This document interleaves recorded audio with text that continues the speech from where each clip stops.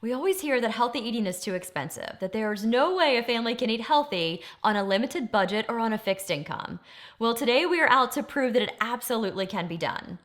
Our mission at Healthy Kids Inc. is to inspire families to lead a healthier lifestyle, and today we are doing just that on a limited budget of $75 a week. $75, we are feeding a family of 4 for 7 days, 3 meals a day.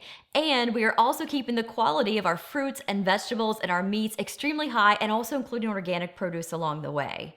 A limited budget doesn't mean that you have to limit the quality of the ingredients that you're using. You absolutely can have high quality foods on a limited budget.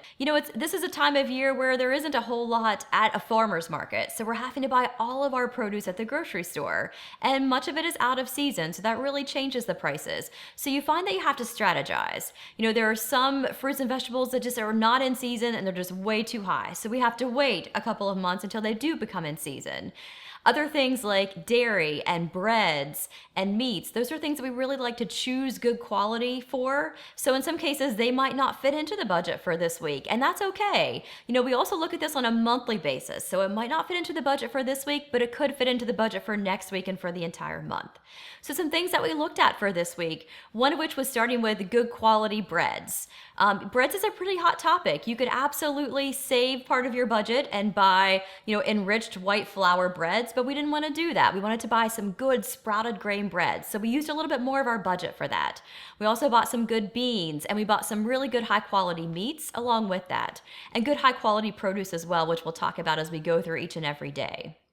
Another area that we focus a lot on is dairy and our eggs for the week. So eggs, we like to find local farmers who can produce some really good high quality eggs. And then also butter. We chose to use a little bit more of our budget on good Kerrygold grass-fed butter. That's good healthy fats for your family. We don't want to be feeding them margarine or other unhealthy artificial butters because that's just not good for their bodies. So we chose to use a little bit more of our budget for that.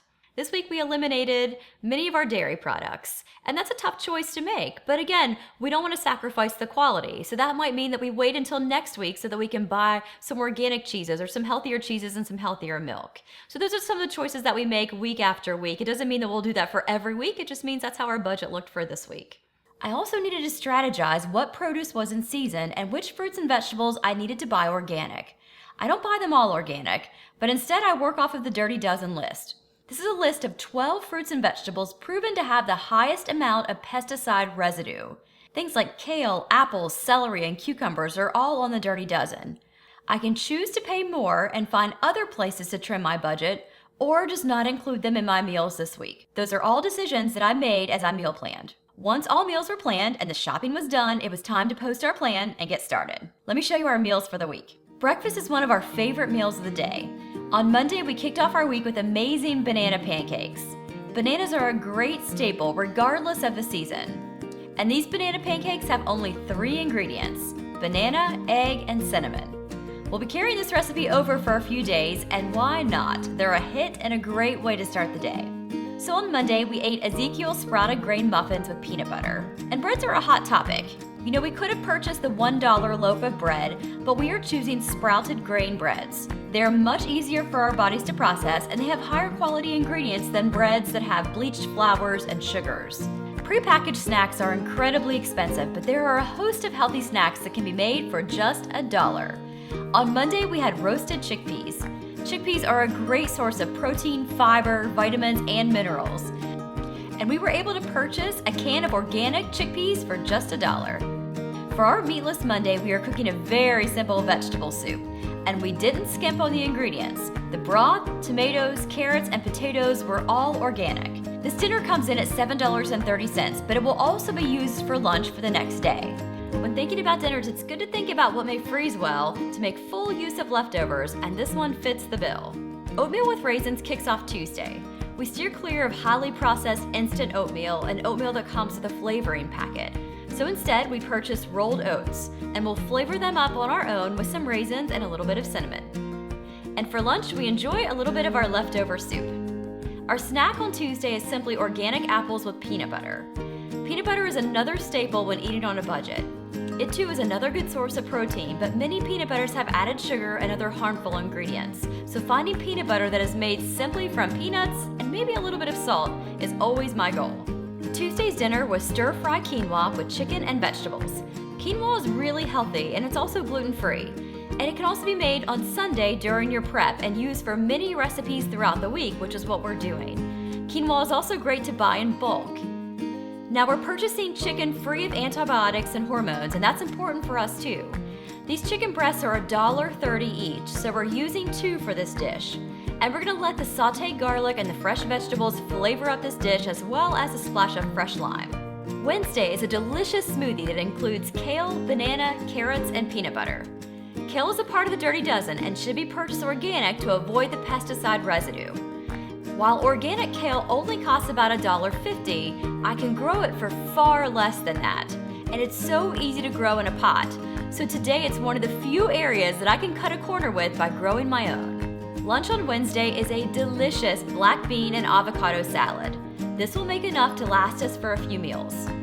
For a snack on Wednesday, we had popcorn. And a bag of popcorn kernels can go a long way. The best part about this snack is that you can flavor it on your own terms. We love this snack and we're gonna be making it a few times this week. Wednesday's dinner is a dilly salmon burger with zucchini chips. Wild-caught salmon is the best salmon to purchase, but sometimes it can be difficult to find in the frozen food section. So in this case, we're using wild-caught salmon out of a can, and it works perfectly. We're flavoring the fish with some dried dill or some fresh if you were growing your own herbs. We then formed the mixture into patties and we cooked them on the stove. We serve these with zucchini chips, simply seasoned with extra virgin olive oil and sea salt. And there are so many vegetables that can be thinly sliced and seasoned that same way. And what child doesn't like something in the form of a chip? We find this is a great way to get our kids eating more vegetables. Thursday's breakfast includes half of an Ezekiel English muffin with an egg and some cantaloupe on the side. Thursday's lunch is our leftover black bean and avocado salad.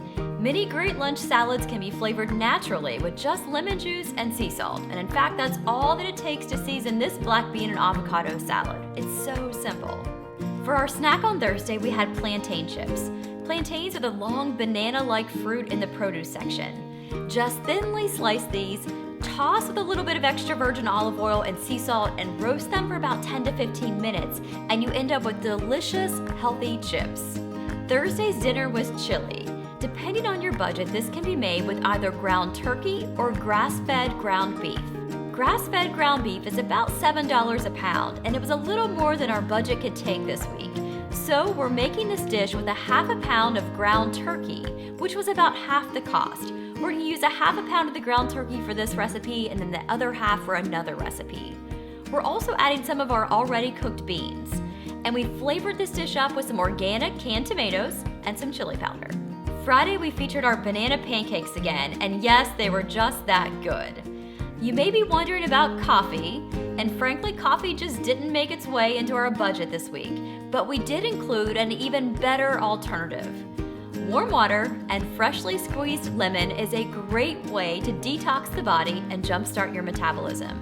It's also a great energy booster and even better than caffeine. So that replaced our coffee for this week. Friday's lunch is leftovers of our chili and also a half of an Ezekiel muffin with some peanut butter again. Our snack was popcorn, and for dinner on Friday, we made a really fun burger. This burger is an all-in-one dish called a tuna veggie burger, and it's truly the only way that we get our kids to eat tuna. We'll then use some of our leftover carrots to simply roast in the oven with sea salt. And voila, Friday is officially over. Saturday kicks off with oatmeal again. For lunch, we had leftover soup and we wrapped up our Ezekiel muffins. Our snack on Saturday was parsnip fries. These are so easy and seasoned just like plantain and zucchini chips with just a little bit of extra virgin olive oil and some salt. Let them roast in the oven and they become this wonderful healthy fry. Saturday's dinner was another all-in-one dish as we made cabbage rolls. Cabbage is really inexpensive and very versatile. We're using our quinoa, the rest of our turkey, the cooked beans, and some vegetables to flavor it up. We then added a can of organic crushed tomatoes to top it off. Sunday is our unwind and regroup day, and this is the day that we start meal planning for the week ahead, so our meals were really simple for this day and very quick. We kicked off breakfast with our delicious kale smoothies again. We had a simple salad with leftover veggies on it, and then we had roasted chickpeas for our snack. And then we ended the day with pasta and marinara sauce. Nothing homemade here, just an inexpensive standby. And we're big fans of having a standby on hand at all times when you just need something quick and you don't want to eat out. It's organic sauce and whole wheat pasta for $3. So I hope that you enjoyed these meals. This is a peek inside of our week on a $75 budget. You know, we were able to eat 13 different fruits and vegetables for the week. That's impressive, along with some really good beans, some good healthy meats, and some good grains as well. We're pretty proud of that, and we hope that you leave inspired to give this a try at your home as well.